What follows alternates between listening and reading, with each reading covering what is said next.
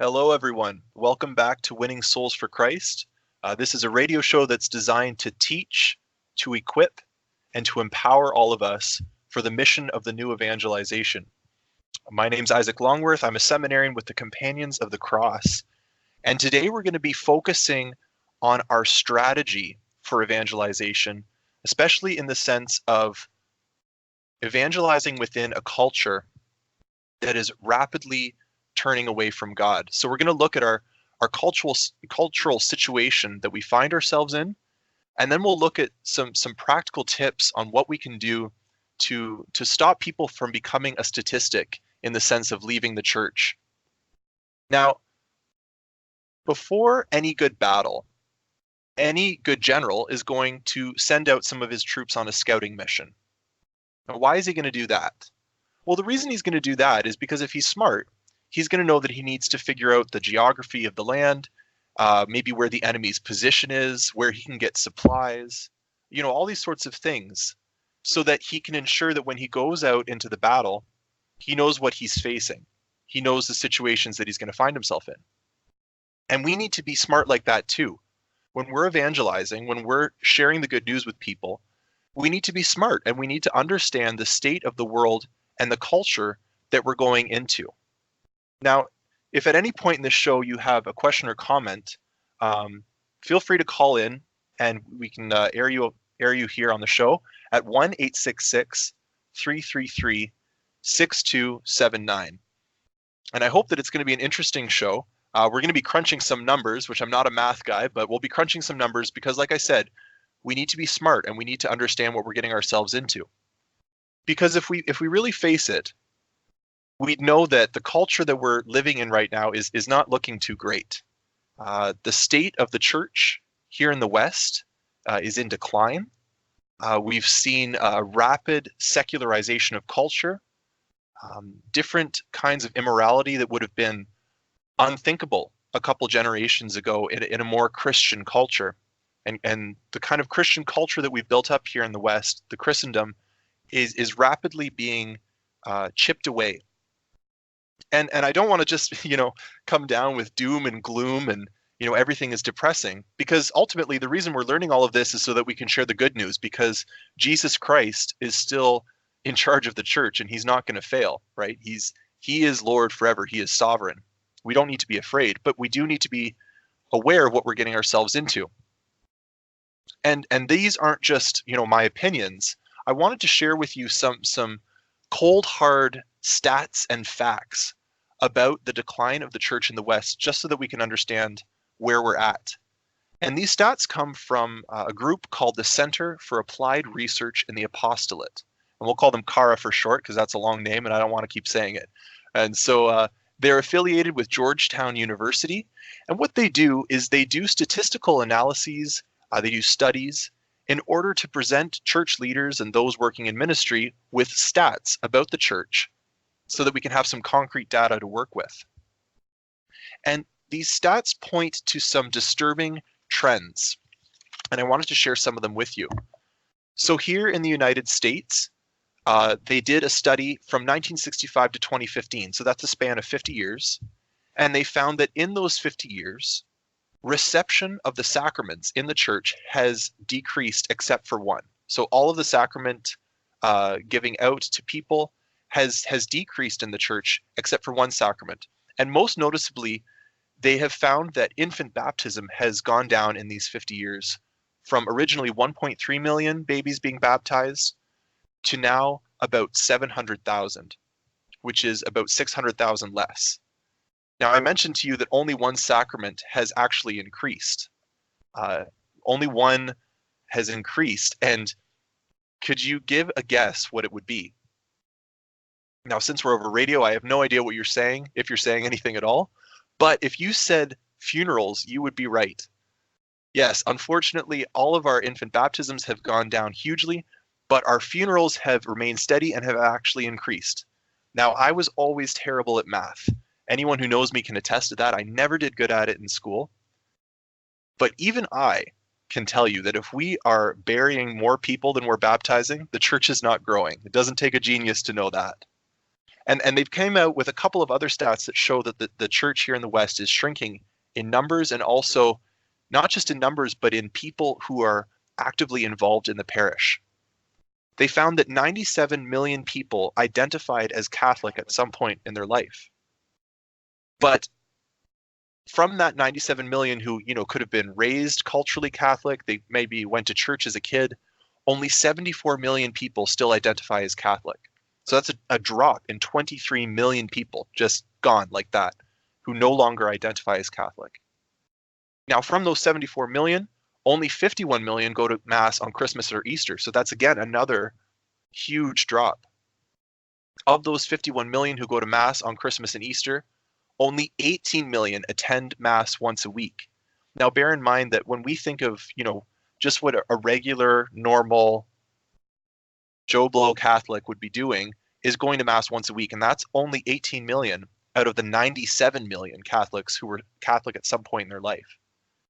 But of those 18 million who attend Mass once a week, only 50,000 are volunteers in their parish for anything. So that could be, ushers, or helping out with Sunday school, or even passing out bulletins at the front of church as part of the hospitality team. Only 50,000. So you can see this huge disparity between people who used to be Catholic to people who are actually involved in their faith. Now, in my country of Canada, where I'm from, things seem to be getting even worse, unfortunately. From 2011 to 2017, there was a drop by 20% of people who identified as Christian. This isn't just talking about Catholics. This is across the board, different denominations. Only 48% of people identified as Christian. Now, coincidentally, at the same time, there was a 20% growth in those who identified as spiritual but not religious. Now, for those of you who maybe haven't heard this phrase before, the term spiritual but not religious is rapidly increasing in what people identify as, because they don't want to jettison faith and God completely, but they refuse to be a part of any specific religion. And so what they do is it's a very much a self-directed, man-made, they kind of figure it out on their own, and really it's up to them how they practice, if they practice at all, whatever kind of spirituality they want to become involved with. Of the 65% of people who were raised Christian but no longer are, this is where they're going. 4% are becoming some other kind of religion. So for instance, they're becoming a Hindu or a Muslim or Jewish. So it's not a huge increase of people going to other religions. So where are they going? Instead, they're 17% are spiritual but not religious, and 13% identify as agnostic. Now, the difference between an agnostic and an atheist, because these people aren't becoming, hardened atheists who are writing books against the church. I'm sure some of them are, but the majority of them are just kind of fading away into agnosticism, which is, when it comes to the question of God and faith, they basically say, don't know, don't care. Faith is not really a part of their life. They're not particularly opposed to God, but they don't really know who it is, and they're not that interested in finding out.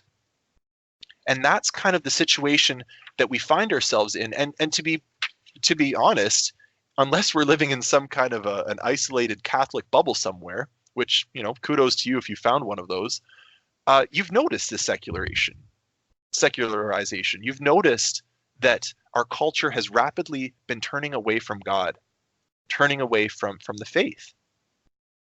Now, why are they leaving? That's one of the questions we need to ask ourselves. Why are these people leaving? And in case you've just tuned in now, I'm your host, Isaac Longworth. You're listening to Winning Souls for Christ on Radio Maria, a Christian voice in your home. If you want to call in at any time, it's 1-866-333-6279. What we've been talking about here on the show is our strategy for evangelizing within a culture that is rapidly turning away from God. And what we're just starting to get into now is where people who are leaving the church, where they're going and why they're going, the reasons why. And hopefully, if we know these reasons, we can start to speak truth into those lies and start to change the tide. So first of all, we need to understand who these groups are and what will bring them back. And out of all the people that Kara interviewed, they found many different stories and many different reasons why people were leaving the faith, but they could isolate them into three specific groups. And the first group that they could identify was the injured. Now, the injured is someone who has had a negative experience associated with the Catholic faith, with religious practice, with God. And so as a result of that pain or that hurt that they've perceived, they walk away. Now, right away, probably a lot of us are thinking about maybe the church abuse crisis that happened, because that's a huge reason why people are injured and leaving the faith. And that's a very noticeable one that we see all around us. But the injured can also have a perceived hurt that didn't necessarily come from something as egregious as the abuse scandal. It could have been maybe a harsh word spoken to them by their priest or by a youth minister. Or it could have been kind of a nagging parent really being mean to them and pressuring them into the faith, and they're so hurt by it that they leave. One of the participants in the survey wrote, who was part of the injured group, wrote, "The original root cause of why she left the faith would have been watching my whole mother's family on my mom's side praying for my grandpa's lung cancer. Everyone is praying for him, probably over 150 people. They're personally praying for him, and still there was nothing done to help him. And that was my first skepticism." So there's a perceived hurt there coming from God. God, why didn't you do something? Why didn't you save my grandpa? And if you didn't save my grandpa, well, that's it. Then I'm leaving the Catholic faith. Now, what is our approach to be with these injured people? Well, I propose that we show radical love to them. And I want to give you kind of a story that illustrates what this can look like. Once when I was out with one of my fellow seminarians, we met this woman who had left the Catholic Church because her priest, when she was a child, had been mean to her, had said some unkind things to her, had treated her family not very nicely. And so as a result, when she got older and she didn't have to be Catholic anymore, she left. And we could have launched into an explanation about how not all priests act that way. We could have, told her that you can't leave the truth of the faith just because of feelings. We could have done all these different things, but that's not what happened. You see, my fellow seminarian did something that was really bold and really powerful. He knelt down in front of her and he said, "On behalf of that priest and the Catholic Church, I ask for your forgiveness." Now, my friend had done nothing to this woman, right? He'd not been mean to her. Nothing he had done was wrong. But he knew that he was becoming a priest, and he stepped into the gap to show radical love to her. And it was a really powerful moment, actually. She was really blessed by it, and we had a really awesome conversation afterwards. And hopefully that will be the first brick, maybe, in a bridge that will one day lead her back to the church, just to be shown radical love by Catholics. Now, the second group is called the drifter. Now, these are people who say things like, well, so what? What difference does faith make in my life anyways? These people haven't been hurt by the church, but rather they're just kind of drifting away. They have never really interiorized their faith. They've never made it personal for themselves. And so though their family was Catholic, maybe they went to Catholic school, they eventually just fade away almost without realizing that they're doing so. One of the participants in the study wrote, "It wasn't until I went to college that I was officially out of the Catholic Church. I was no longer forced to be Catholic. When this finally happened, I was relieved and happy. Really, now I was able to make my own decisions. I have never gone back to church." It's a pretty heartbreaking story, but I can tell you that as a seminarian, this is one of the biggest things that people ask me to pray for, is people coming up to me and saying, "My son, my daughter went off to university and left the faith. They just drifted away. We almost didn't realize it was happening until it was too late." This is a huge group of people. And our response to these people should be to present relationship with Christ as participation in the life of the church as something that's exciting and fulfilling. I was talking with one of my friends who she's a lapsed Catholic. She was raised Catholic, went to Catholic school, but fell away. She's a drifter. And she kind of was saying to me, Isaac, why are you becoming a priest? It seems like you're wasting your time. And I presented to her why I was becoming a priest by sharing what Jesus had done for me, the awesomeness of his life, the miracles that were present in the tradition of the church. And when I finished, I was super excited. I was sharing this all with her. And she said to me, I've never thought of Catholicism as exciting until I talked with you about it. That's what we need to be presenting to people. And the final group is called the dissenter. Now, a dissenter is someone who disagrees strongly with something in church teaching. And usually it's a social teaching. So they could disagree with the church maybe on same-sex marriage or on abortion or on the church's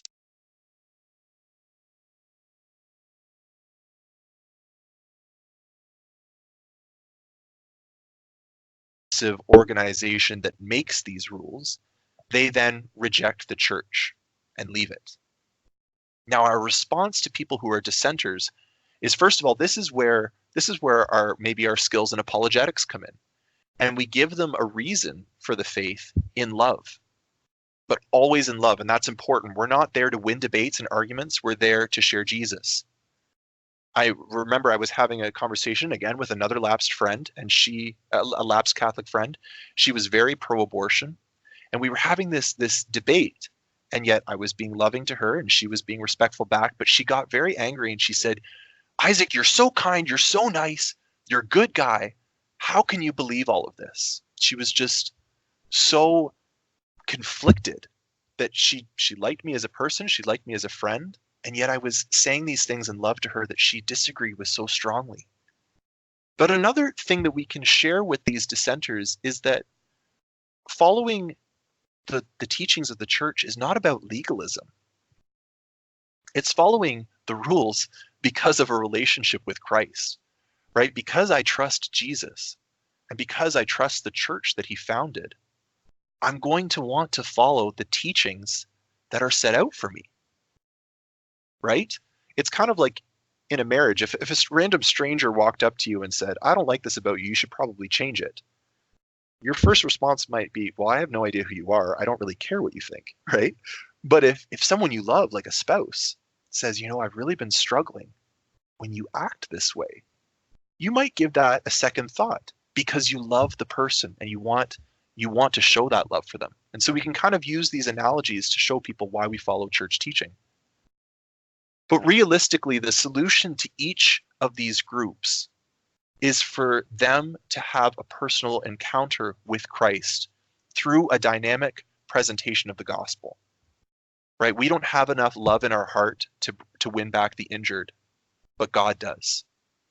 We don't have, the dynamic power to bring a drifter back, but Jesus does. Right? We don't have all the smarts, the understanding, the intelligence to convince a dissenter, but Jesus does. And I want to illustrate this with a story. When we, here in Detroit, we had a retreat that was focused on sharing the gospel with people and having them encounter God's love. And a young man, he was just out of university, came to the retreat.